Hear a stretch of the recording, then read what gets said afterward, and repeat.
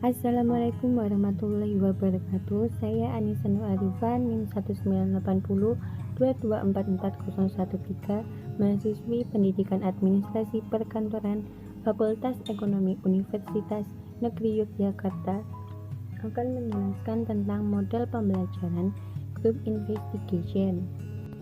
Nah, apa sih Group Investigation itu?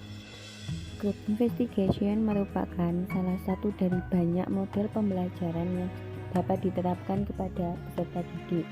Model pembelajaran ini terdiri dari beberapa kelompok-kelompok kecil yang mempunyai 4-5 anggota dari peserta didik di setiap kelas. Setiap kelompok mempunyai anggota bersifat heterogen.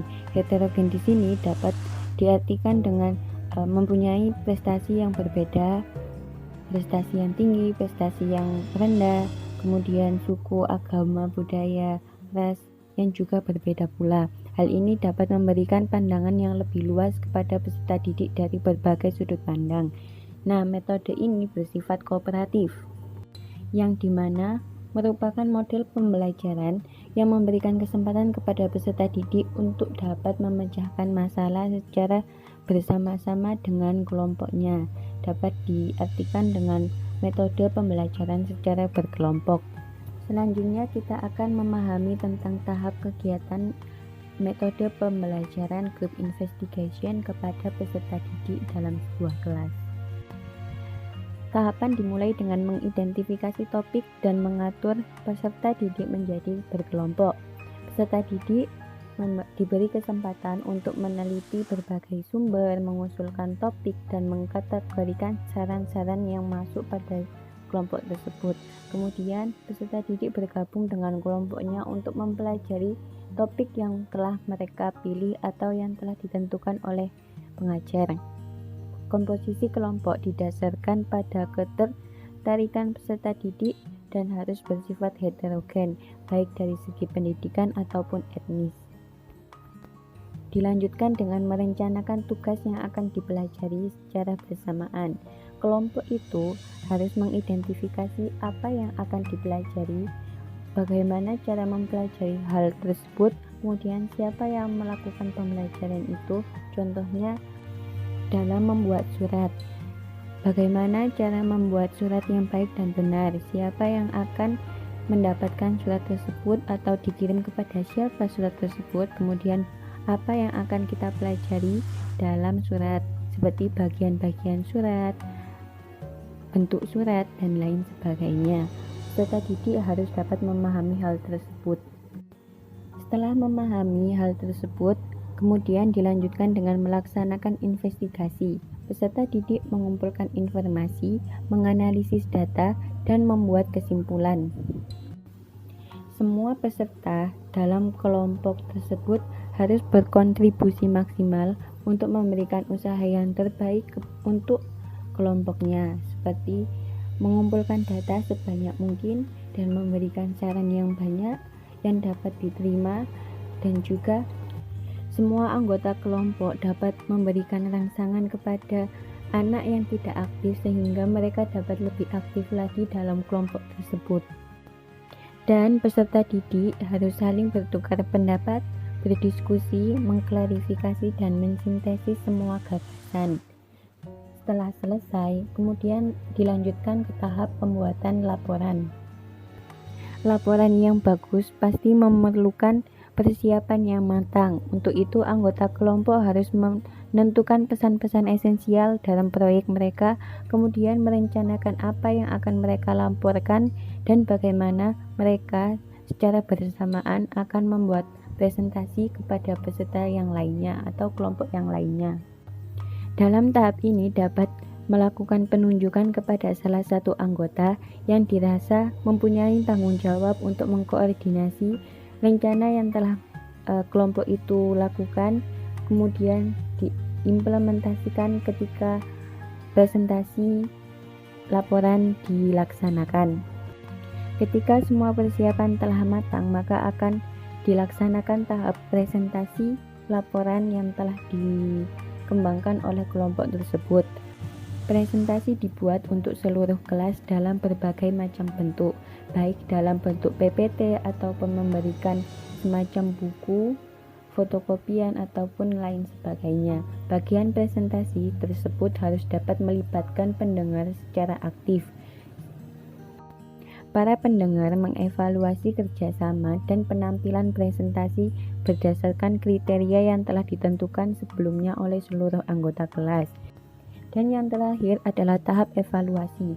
Tahap ini merupakan tahap untuk saling memberikan umpan balik atau feedback mengenai topik tersebut, mengenai tugas yang telah mereka kerjakan, atau mengenai keefektifan pengalaman-pengalaman mereka.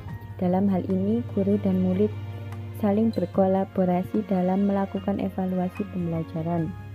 Ketika melakukan evaluasi, sebaiknya guru memberikan kesempatan pada setiap kelompok atau setiap perwakilan kelompok untuk memberikan evaluasi pada kelompok yang mempresentasikan hasil tugas mereka. Selanjutnya, evaluasi akan dilakukan oleh guru.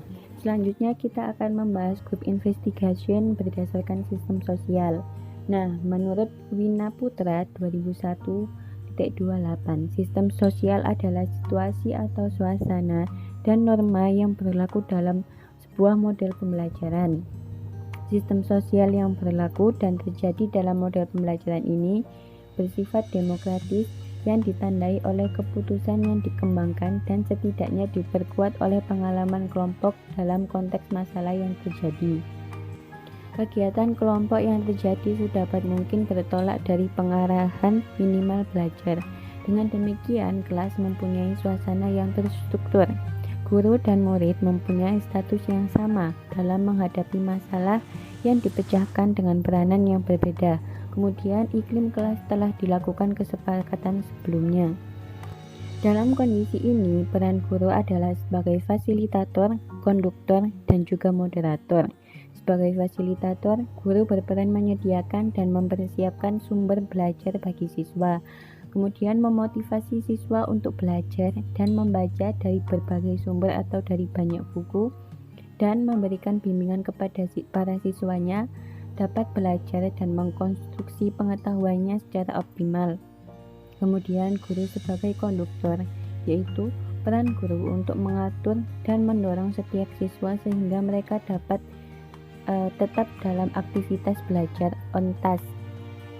Kemudian sebagai moderator, yaitu guru memimpin jalannya diskusi kelas, mengatur mekanisme sehingga diskusi kelompok dapat berjalan dengan baik dan mencapai hasil yang optimal. Selanjutnya adalah ke tahap prinsip reaksi metode group investigation. Yang pertama adalah guru bersifat sebagai pemandu yang menjalankan suasana kelas agar pembelajaran dapat berlangsung dengan baik dan peserta didik dapat termotivasi serta merasa nyaman selama pembelajaran berlangsung. Yang kedua adalah peserta didik dilatih dengan dibiasakan untuk berani berpendapat, mengajukan pertanyaan, menyanggah atau mempertahankan gagasan secara realistis dan rasional. Yang ketiga adalah peserta didik mampu mempertahankan pendapatnya dan belajar menghargai pendapat orang lain yang berbeda dengan pendapatnya sendiri. Dalam hal ini, peserta didik juga dapat melatih kesabaran diri sendiri untuk tidak menyela ataupun memberikan sanggahan secara berlebihan. Yang keempat adalah guru memberikan penghargaan kepada peserta didik yang aktif bertanya, menyanggah, dan memberikan evaluasi perbaikan. Mungkin dalam hal ini yang aktif memberikan pertanyaan ataupun memberikan sanggahan dan sebagainya adalah anak yang memiliki nilai prestasi yang tinggi. Untuk itu, guru dapat menunjuk salah satu atau lebih menunjuk kepada anak yang tidak aktif dalam satu kelompok tersebut. Contohnya, si A, kamu memberikan sanggahan nanti ketika kelompok satu mempresentasikan. Kemudian kepada anak B, kamu memberikan evaluasi ya nanti.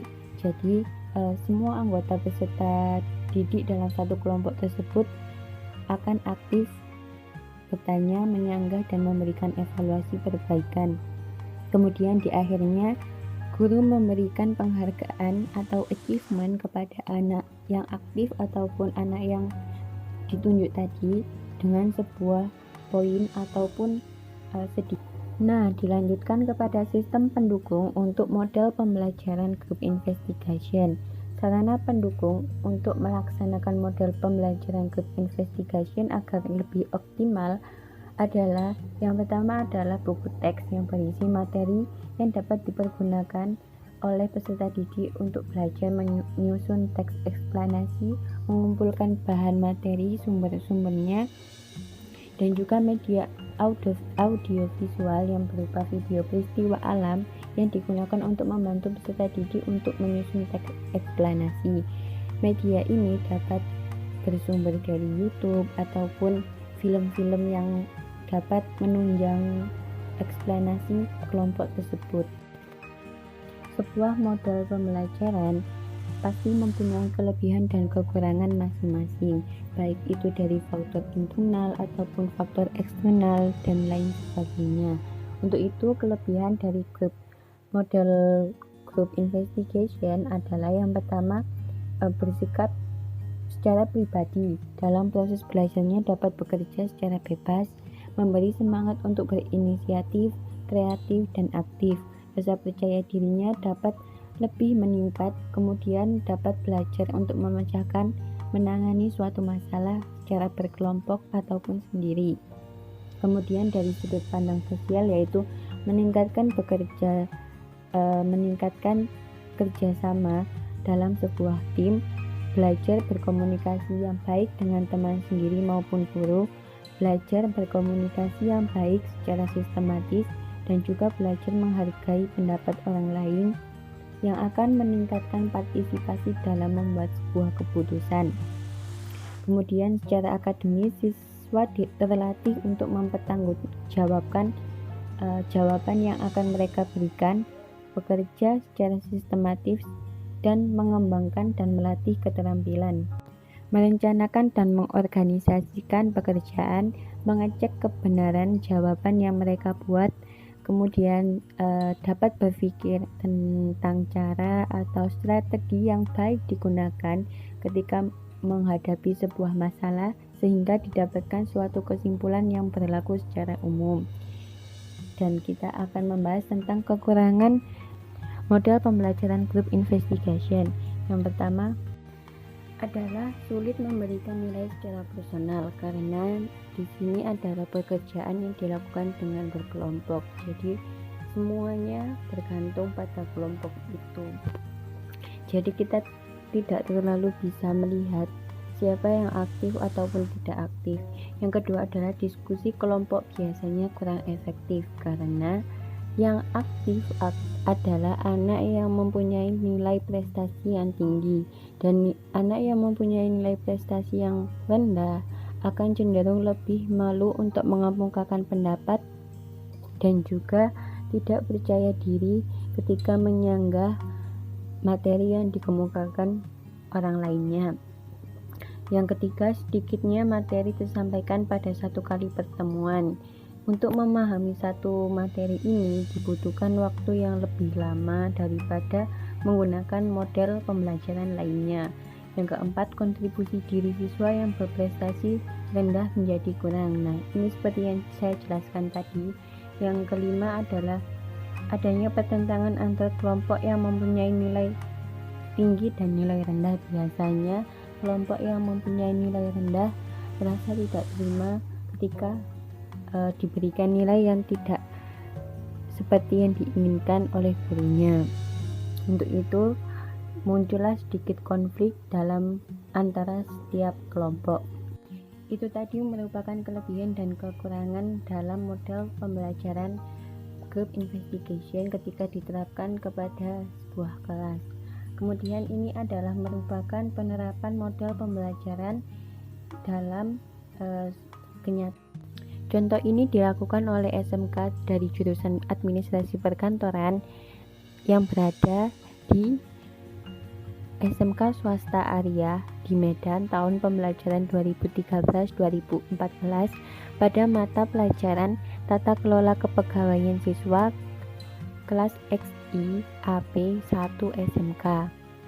Dalam pelaksanaan model pembelajaran ini, guru membagi siswa menjadi kelompok-kelompok dengan 5-6 anggota secara heterogen, kemudian memilih topik yang telah disediakan guru untuk bahan diskusi dengan teman satu kelompoknya. Masing-masing kelompok dimohon untuk memilih nama sebuah lembaga atau tim olahraga, perusahaan mobil, dan lain-lain. Ketika kelompok lain mempresentasikan laporannya kepada semua anggota di kelas. Bagi kelompok yang ingin bertanya, dipersilahkan dengan mengangkat kartu indeks yang telah dibagikan. Dan bagi kelompok yang bertanya akan diberikan poin, dan poin tersebut akan diumumkan di akhir presentasi nantinya. Dengan menggunakan model pembelajaran group investigation, diharapkan dapat merangsang semangat siswa, semangat belajar siswa, dan meningkatkan motivasi siswa yang kemudian akan mengalami peningkatan dan diharapkan tidak menimbulkan kebosanan. Nah, kebosanan ini adalah asal mula dari siswa yang mengantuk kemudian tertidur dalam kelas, sehingga penerapan model pembelajaran group investigation ini dirasa cukup aktif untuk kelas tersebut. Kemudian peran guru juga sebagai fasilitator dan juga moderator dalam pembentukan pemahaman siswa. Nah, sekian dari saya untuk teman-teman semuanya. Saya berharap kalian semua yang mendengarkan akan paham dan juga dapat menerapkan model pembelajaran dengan baik dan benar pada setiap kelas-kelas sesuai dengan situasi dan juga kondisi yang ada sesuai dengan kelas tersebut. Untuk itu, terima kasih. Saya ucapkan terima kasih. Sampai jumpa di video selanjutnya.